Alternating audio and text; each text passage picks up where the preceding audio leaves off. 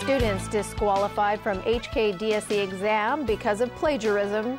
In Florida, Neighborhood Watch volunteer cleared in black teen shooting. And in Egypt, criminal investigation into Mohamed Morsi.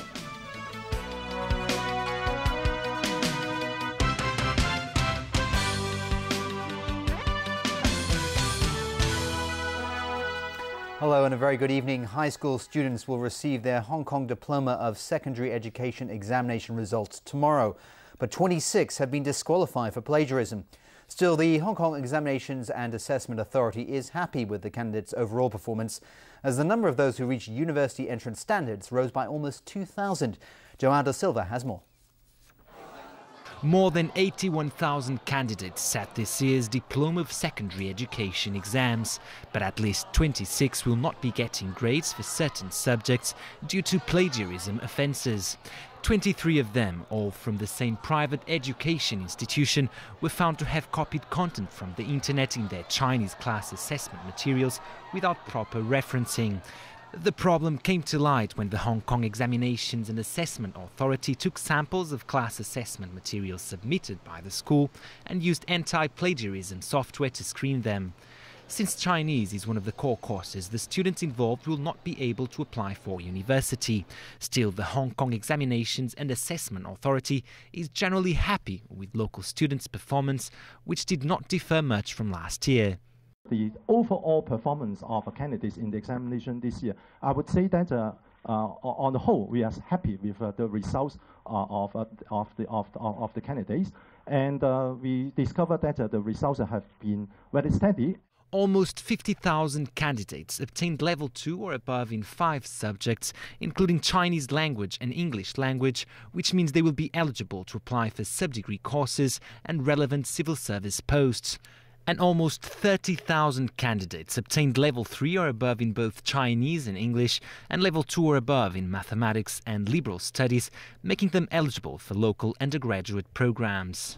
For those wanting to get into university this year, competition will be tougher, as the number of candidates whose grades meet the general admission requirements increased by 2,000. Joao da Silva, TVB News. Chief Executive Leung Chun-ying today admitted there's difficulty in seeking support for landfill expansions from nearby residents. But he also said the government has to do what is needed, and he hopes the whole community will cooperate and be more understanding about the solid waste problem. Ronnie Samtani reports. After the Legislative Council's summer break, the government will resubmit funding applications for the expansion of the territory's 3 landfills. Chief Executive Leung Chun-ying said residents will always be against landfill expansion plans near their neighborhood. But he said the government will take responsibility for doing what's needed, and it will meet the challenges ahead. He called for the cooperation and understanding of the people. Secretary for the Environment Wong Kam Sing agreed that an expansion of the landfill sites is the only solution right now. On one hand, Hong Kong does need the landfill extensions to meet the short-term and mid-term need of Hong Kong, because we don't have other end-of-the-pipe treatment for the refuse in Hong Kong. But Wong emphasized that improvements will be made to minimize the effect of the landfills on nearby residents. I think we do understand the concern of the different communities, in particular the district councils. So we are going in this summer to work with the district council how we can strike for balance, so that we can balance the Hong Kong state and also the local improvement measures, including the refuse trucks, how to improve them, and also how to improve the management of the landfills, so that we can contain the environmental impact to the local environment. Leung Fuk-yoon, an executive committee member of the Rural Advisory Board, Hung Yi-kuk, welcomes the government's offer to widen Nim Wan Road as part of the Chun Mun landfill expansion plan. He said if the government uses Nim Wan Road to create business opportunities in the recycling industry for local residents, villagers will be willing to consider giving their support for the landfill expansion. Ronnie Samtani, TVB News. On the mainland, there were more demonstrations in Jiangmen in Guangdong province today against the construction of a uranium processing plant, even though officials announced the scrapping of the plan yesterday. The protesters only dispersed after officials produced government documents confirming that the project had really been cancelled. Diane To has the story. Hordes of people gathered in Donghu Square in Jiangmen, surrounding the city's mayor and his deputy. Please don't worry, we respect everyone's opinions. Deputy Mayor Wang Yuesheng called for calm, assuring people that the nuclear fuel processing plant at Heshan has really been cancelled. But that didn't put people's suspicion to an end, with many continuing to hound the officials to keep their word. Mayor Wu Guojie told the media that he would not answer questions on whether this showed a lack of trust in the government. Protesters marched to the municipal government building, demanding documentary proof that the project is now history.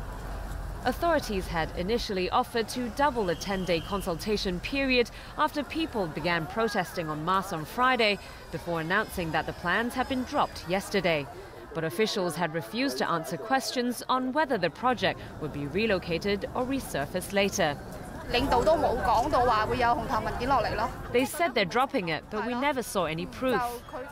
Police presence was heavy this morning as protesters took up 3 traffic lanes, marching onto the government building. Finally, the Jiangmen City Party secretary came out to show the public the official document that states plans for the plant have been rejected. Protesters cheered for the newfound success in people power and said they would take to the streets to fight for injustices in the future. Diane To, TVB News. In the United States, a mass protest was held in San Francisco last night, right after a jury found Neighborhood Watch volunteer George Zimmerman not guilty of shooting to death an unarmed black teenager. The case against Zimmerman unleashed a furious debate over racial profiling and self-defense. Hundreds of angry people took to the streets of San Francisco. The outraged masses believe George Zimmerman took the law into his own hands when he shot 17-year-old Trayvon Martin in the central Florida town of Sanford on February 26 of last year. The same disappointment was expressed outside the courtroom in Florida. The system has failed! The system has failed! I think it's outrageous. George Zimmerman is a cold-blooded murderer. He racially profiled Trayvon, he stopped him and he murdered him. My biggest disappointment is the fact is that the whole world knows that George Zimmerman committed a murder. Then they had to play the game of technicality.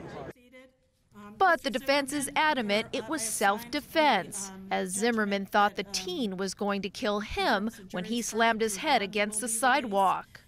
George Zimmerman was never guilty of anything except protecting himself in self-defense. I'm glad that the jury saw it that way.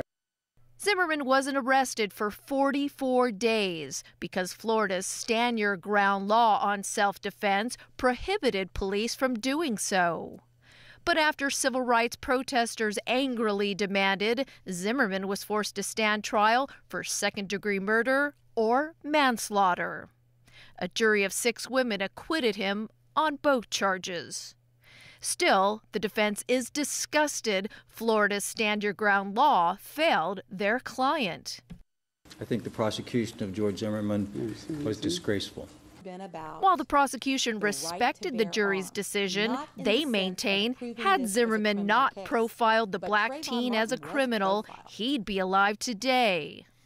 And if race was one of the aspects in George Zimmerman's mind, then we believe that we put out the proof necessary to show that Zimmerman did profile Trayvon Martin. Even one juror admitted Zimmerman was in the wrong when he ignored a police dispatcher's instruction not to follow Martin that night. The dead teen was on his way home from the store and had Skittles and a can of iced tea in his pockets. Devastated by the acquittal, the victim's family attorney said he hopes Americans learned from this tragedy. I think all America has to dig deep in their heart to try to find out how we as a society can learn from this tragedy and how we can make sure that it's not repeated. The name of a third Chinese girl who died in that Asiana airline plane crash in San Francisco has been released. 15-year-old Liu Yipeng was still in her seat when she was rescued last week. She went to school with the other two teenage girls who were killed in the disaster. She died Friday morning after being listed in critical condition with head injuries. Fire officials also confirmed that one of the other victims, Ye Mengwan, was hit by a fire truck racing to extinguish the blaze. But a coroner has yet to determine if that or being thrown from the plane led to her death. The body of the third victim, Wang Linjia, was found along with 3 flight attendants who were flung onto the tarmac. Safety officials say investigating the crash could take an entire year. Egypt's public prosecutors have launched a criminal investigation into former President Mohamed Morsi and senior members of his Muslim Brotherhood. Prosecutors say they are looking at complaints of spying, inciting violence, and endangering the economy. The Egyptian Public Prosecutor's Office is launching a criminal probe into ousted President Mohamed Morsi and members of his Muslim Brotherhood. The complaints include spying, inciting violence, attacking a military barracks and endangering the economy. Among those named with Morsi include the Brotherhood's leader Mohamed Badi and senior members of the party's political wing. The Brotherhood has rejected the charges, including the one about the recent attack on the Republican Guard compound in Cairo. It says its members were holding a peaceful vigil nearby, and it was they who came under fire from soldiers. The Public Prosecutor's Office didn't say who filed the complaints, but it's yet another blow for the Brotherhood, which has vowed to continue its campaign against the temporary government until Morsi is released. Morsi has been held in an undisclosed location, and the country's first democratically elected leader still hasn't been charged with any crime. The United States, while lukewarm towards Morsi, has called for his release. The Muslim Brotherhood has urged countries around the world not to recognize Egypt's new interim government. Morsi was ousted in a military coup earlier this month after a people power movement to get rid of him. But despite the installation of a provisional government, there's still been no end to the protests. More pro-Morsi rallies were held overnight, with his supporters vowing to continue their campaign of civil disobedience until he is released and reinstated as president. It's unlikely they will get their wish, although interim leader Adli Mansour has promised elections early next year. Dozens have been killed in clashes during major demonstrations by pro- and anti-Morsi protesters in the past few weeks. Russia held its largest ever military drill in its post-Soviet history. At least 160,000 troops took part in the exercise, which involved Russia's entire Far East military sector and part of the Siberian Army section. Apart from tanks and other armoured vehicles, 130 planes and 70 ships were used. The drill reportedly focused on the mass movement of soldiers, transport security, technical and medical support. Russian President Vladimir Putin called for the exercise on Friday after a meeting with the country's defence minister. The reporter who helped Edward Snowden reveal the extent of America's spying activity says the fugitive has even more material which could seriously embarrass Washington. Glenn Greenwald says this should make the US think twice about continuing its pursuit of Snowden. Snowden says he has applied for temporary asylum in Russia, although the country's foreign minister Sergei Lavrov says he hasn't received any formal request. Snowden is believed to be in a Moscow airport and is trying to reach Latin America. He says he has no regrets about leaking the information despite the high price he has paid. And still to come in our newscast, pricing claims to come under tighter control. K&B celebrates its 80th birthday. And a mural of Mandela made of 5,000 cupcakes.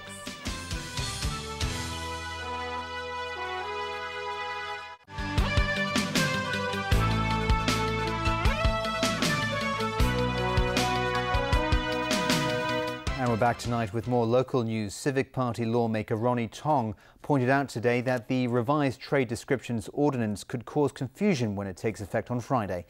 Evelina Lung tells us why. Best Buy, everyday low price. These are just some of the slogans that some local supermarkets use. But do consumers really save money? Not according to this shopper. This man said these supermarkets don't always offer the best bargain. This one, meanwhile, said some shops would actually increase prices first before offering a discount. So in reality, the products are not cheaper. Under the revised Trade Descriptions Ordinance, all the above examples could become a criminal offense. The ordinance stipulates that if businesses say they are offering the lowest price goods in town, they must have evidence to support their claim. Even so, a lawmaker said the revised ordinance could cause some confusion in the beginning. Well, I think all laws are the same. Laws are there to state the principle. How the law will be interpreted and how it will be enforced is a matter for the courts. Fresh food like fish and meat are examples. Tong said if a supermarket claims its fresh fish is the cheapest for the day, consumers can't accuse the shop of lying if they see a lower price in another shop the next day. The amended Trade Descriptions Ordinance will take effect on Friday. Under the revised ordinance, consumers can file complaints against companies to the Customs and Excise Department if they feel the businesses are using unscrupulous trade practices. Evelyn Lang, TVB News. Some local schools that take non-Chinese students can apply to the Education Bureau to become a designated school for extra funding. But as Diane To reports, there are criticisms that this is creating a segregated net of non-Chinese speaking schools. Half of this Form 5 class is made up of local Chinese students. The other half, non-Chinese ethnic minorities. This student said she chats with her local Chinese classmates every day in Cantonese. Her Chinese classmate described their communication as okay. It's a different picture for this Form 4 class in the same school. We don't really have Chinese classmates.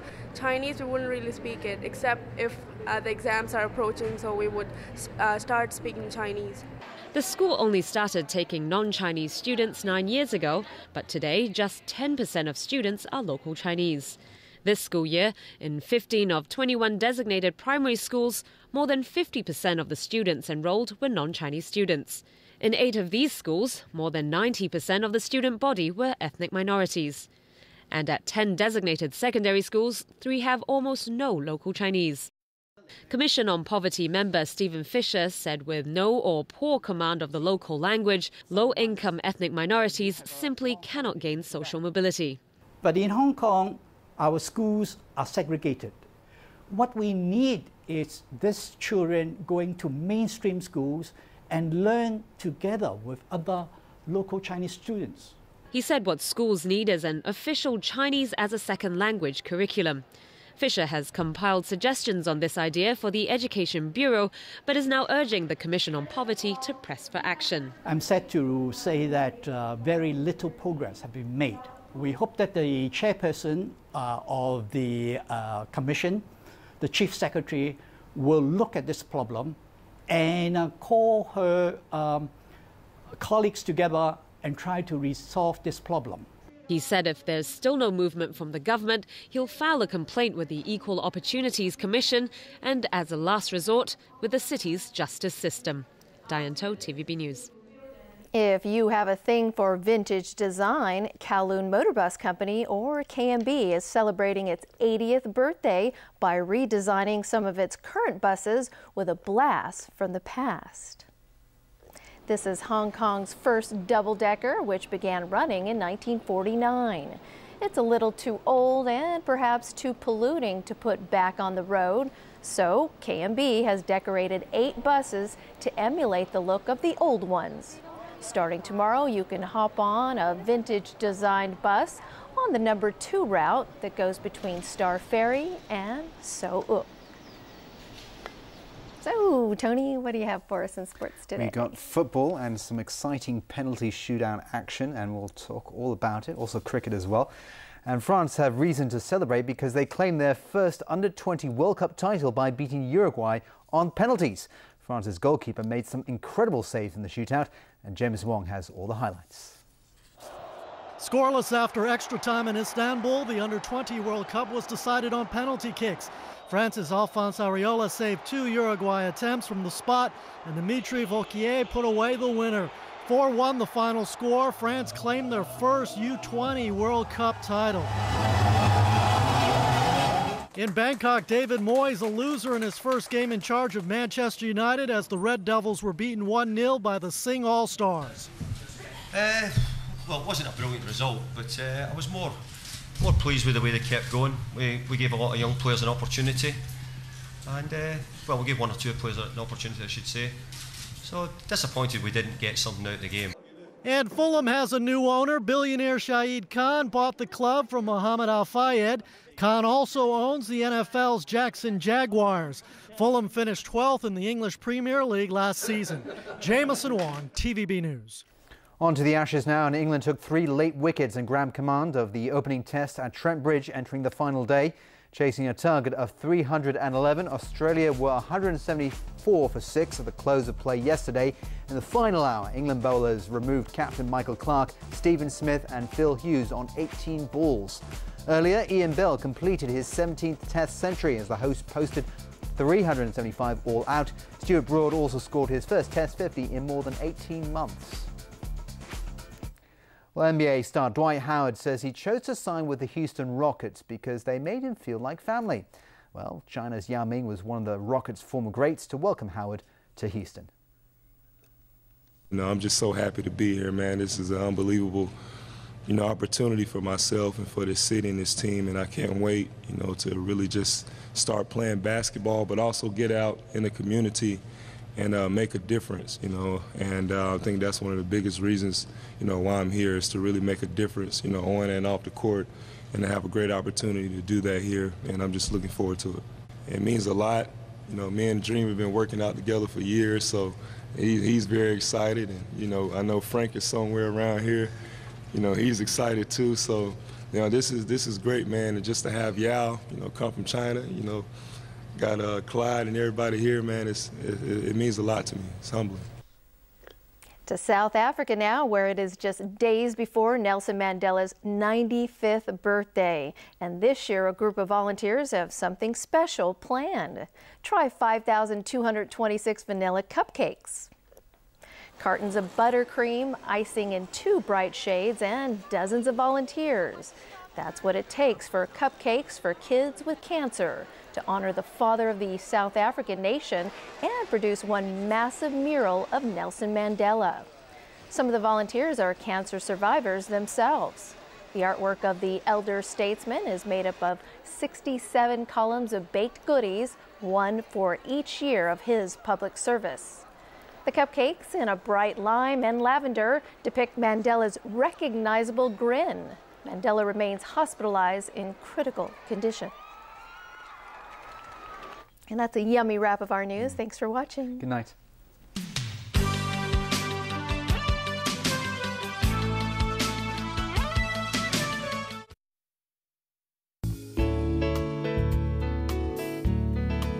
Hello everyone, it was mainly cloudy with a few showers today. At 5 p.m, a maritime airstream was bringing showers to the coastal areas of Guangdong and the northern part of the South China Sea. Today's temperatures ranged from 29 to 32.1 degrees, and the current temperature is at 30 degrees Celsius. 0.1 millimeters of rain has been recorded since midnight, and the thunderstorm warning is now in force. So Freddie, how's the weather tomorrow?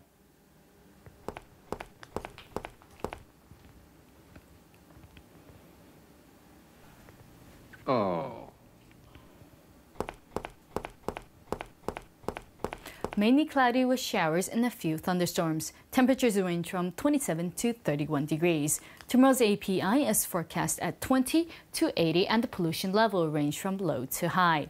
The maximum UV index forecast for tomorrow will be about 7. Now, here's the latest global weather update. Cloudy in Shanghai, showers in Taipei. Showers in Macau, thunderstorms in Chengdu. Rain in Beijing and Seoul. Rain in Ho Chi Minh City and Manila. Showers in Kuala Lumpur, rain in Jakarta. Showers in Karachi and Mumbai. Sunny in Cairo, sunny intervals in Nairobi. showers in Brisbane, Sydney and Auckland. Sunny in Toronto, cloudy in New York. Sunny in Vancouver and Los Angeles. Sunny in London, Paris and Zurich. And that's the weather. Have a great evening.